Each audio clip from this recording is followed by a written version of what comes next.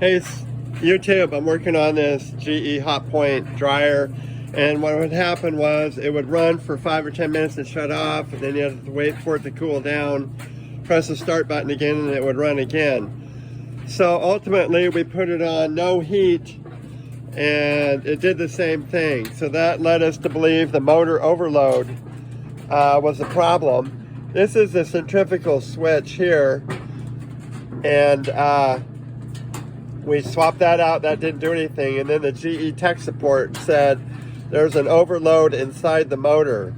So if you get a dryer that wants to shut off every few minutes, you put it on no heat. If it still does it, then it's likely you got a bad motor. So we swapped the motor out. It looks like it's running fine. Bye.